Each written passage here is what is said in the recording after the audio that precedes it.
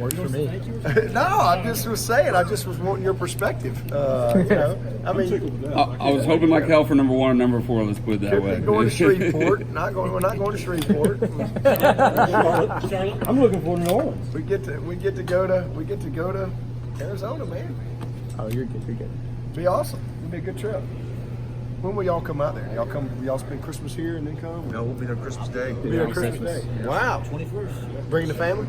Nice. Got media down the 26th, Coach. You get to see me and Larry right off the bat. I don't know. Let's go.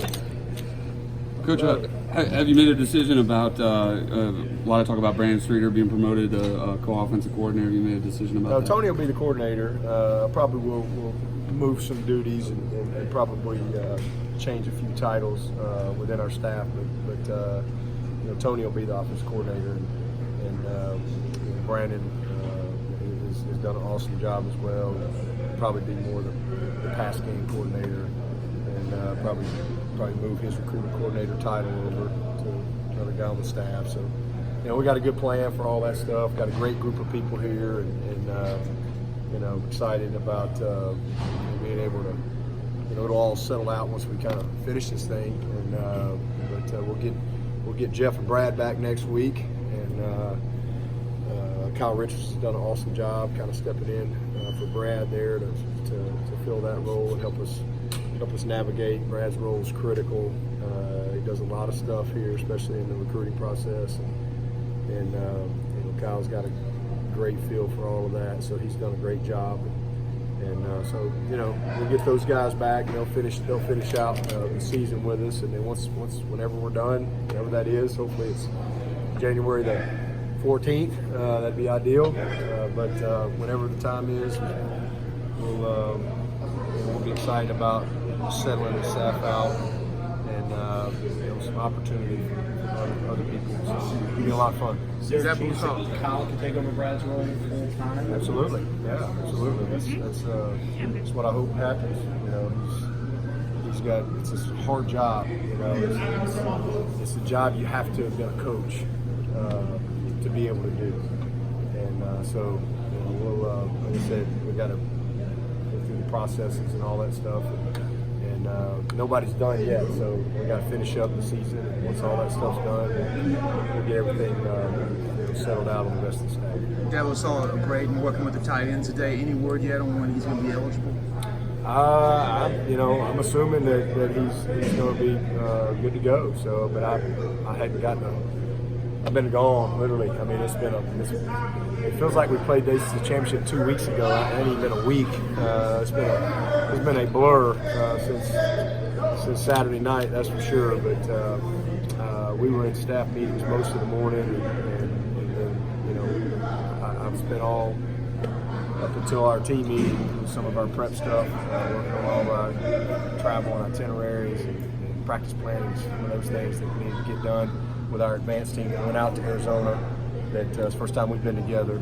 So I haven't not met with Dan Radakovich about it or not, but my hope is that he'll be ready to go. But we're going to practice as if he is. Would that be just like he's waiting on something from the NCAA or something like that? Yeah, I don't know what the reinstatement process is. That's out of my lane, but I know there's a process there.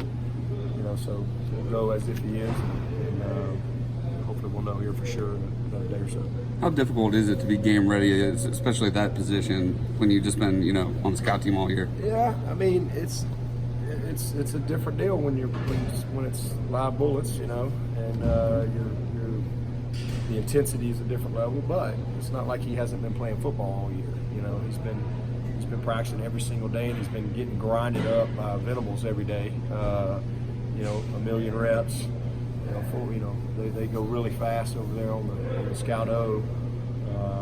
So he's in great shape, and he's done all the individual. He's caught 1 million balls, and so it's not like he's just been standing over and now he's running out on the field. That would be a different deal. He's been playing football all fall, but still, it's still a little different when you jump in there live. But we've worked him all fall in some good on good here and there, just getting a few reps. But it's good to have him back out there.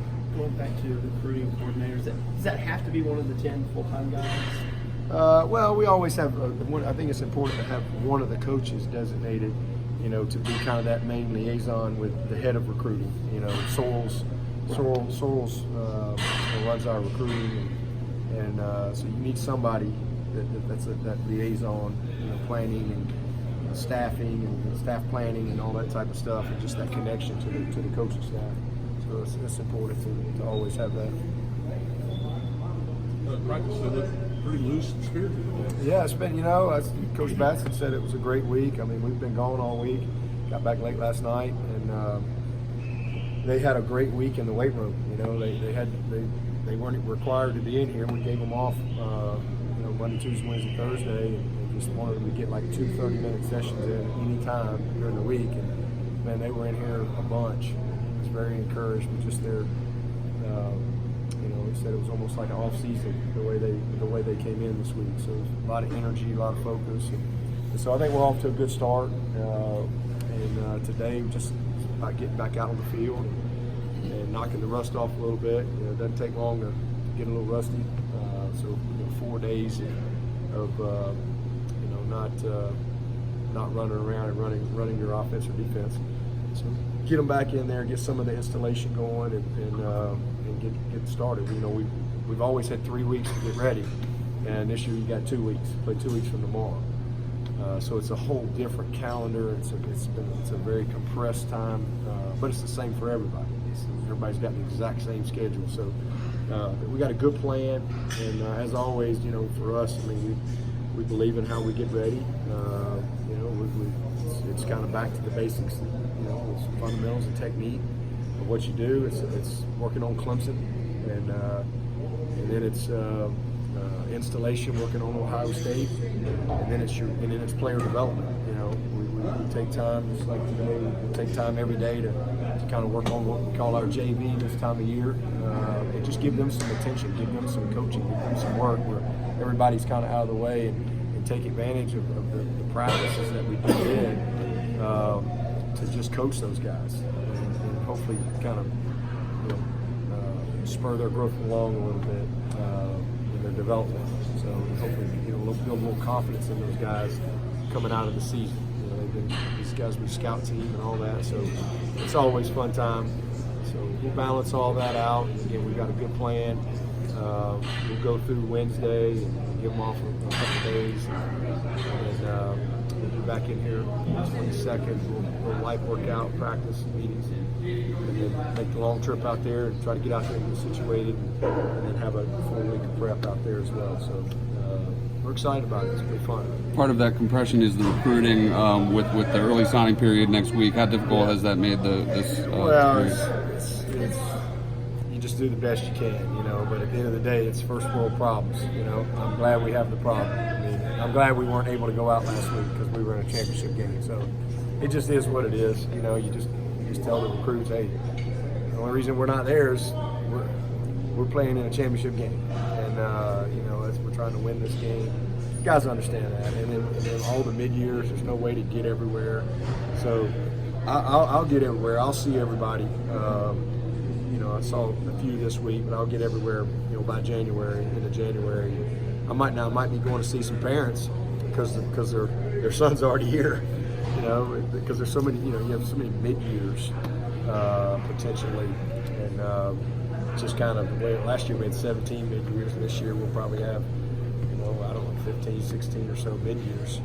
And so, I'll go by and go to schools and see their parents, and they'll be here grinding already. So that's a little unique, a little different, but it is what it is. In the past, we've always had 2 weeks to go recruit. This year, we've had just a few days, literally a few days. Is there any guidance for staff analysts or scientists or whatever Oh, I don't know. Jeff will work all that stuff out. Hopefully there'll be some opportunity for some young guys to get a chance with him. But he's got to figure that out. I'll let him figure that out. He wants my opinion. I'll give it to him. He's going to be the head coach in South Florida. he had to start making those decisions, and I said I'll help him as much as I can. But he'll through signing day next Wednesday, he'll be the head coach of South Florida, and then when he gets back here on Thursday, I guess he'll be orange and purple and Clemson all the way through. And I'm excited about that. He's excited about it too.